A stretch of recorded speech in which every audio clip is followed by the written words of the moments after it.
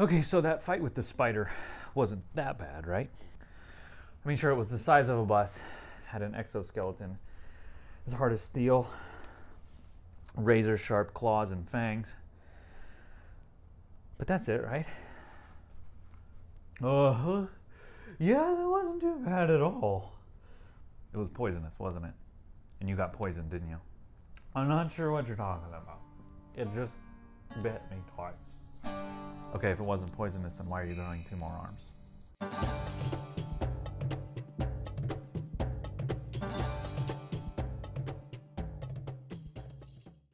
Hi, it's Tim here, your average dungeon master and your amateur bar master. Today I'm making a super simple cocktail I call the Venomous Sting. It's a Gin Sling. You see what I did there? This is a variation on a Gin Sling, which is traditionally made with gin, sweet vermouth, simple syrup, lemon juice, soda water, stirred in a Collins glass over ice. So building a drink in a glass over ice is a super simple way to make a cocktail if you just want something fast and easy. I'm using my poisoned condition coaster today because this spider I got here is quite venomous. So I'm going to crack ice into a chilled glass here, a Collins glass, and I'm just going to build this right in the glass. I'm doing this in the glass because I'm using soda water, and that doesn't necessarily need to be shaken, so I can build this in the glass and still get the consistency that I want. Starting this off with 1.5 ounces of aviation gin. Now when I pour over ice, I'm going to pour onto the side, trying to avoid pouring directly onto an ice cube. That'll dilute it faster and just water it down faster instead of chilling while it dilutes. So pouring it down the side of the glass, and then I'm going to add 1 ounce of dry vermouth. This is Dolin dry vermouth. Now Gin Sling is typically sweetened with simple syrup and red vermouth or sweet vermouth. This I'm sweetening just with Midori. Midori is a Japanese melon liqueur, and it's quite sweet on its own, so you don't want to add too much sweetener to Midori. And you want to use it somewhat sparingly, but since it's the only sweetener in this drink, I'm going to use 1 ounce of it. It's pretty strong if you've ever had it before. It's not used a lot because it's so strong and sweet. And when I add it into my Venomous Sting, it turns it a cool shade of green. And then just to add some tartness to the drink and round out the flavor profile, I'm using some lemon juice. And then I'm going to top it with soda water.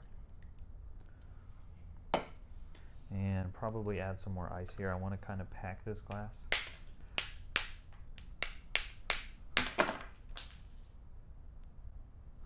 And stir it up.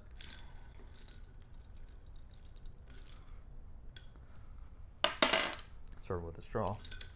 And there it is, inspired by Spider-Man, the Venomous Sting. Yeah, I like that. The Midori, like I said, is not used a lot because it's a very strong flavor and it's a very sweet liqueur. So it's used very sparingly. It needs to be balanced with something pretty dry, like this dry vermouth. I think this is a great way to use both these ingredients. It's nice. I get the botanicals from the gin, that juniper sort of, it's floral, but there's a little bit of an earthiness to that, I think. The dry vermouth adds this like fresh brightness to it, and then the lemon juice adds that top note that you want. And then the soda water just lengthens the drink. I'm gonna keep experimenting with Midori, see if I can find some other cocktails that use Midori so that if you do buy a bottle, it doesn't just sit unused on your shelf. Same thing for the dry vermouth. So it's interesting that Spider-Man, when he got bit by the radioactive spider, it just gave him beneficial powers and it didn't give him any real bad powers. I mean, unless you count the natural web slingers as a gross power because it looks really disgusting.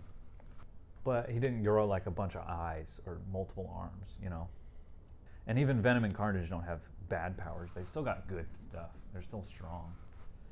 I think it'd be funny if Peter Parker just got 6 arms. Which one do you prefer, the natural spider silk or the ones where Peter Parker has to create his own shooters? I think I like the natural ones better. Makes more sense. You know, and none of these superheroes that gain animal powers ever lose intelligence either. They don't talk about how dumb spiders are. I mean, really.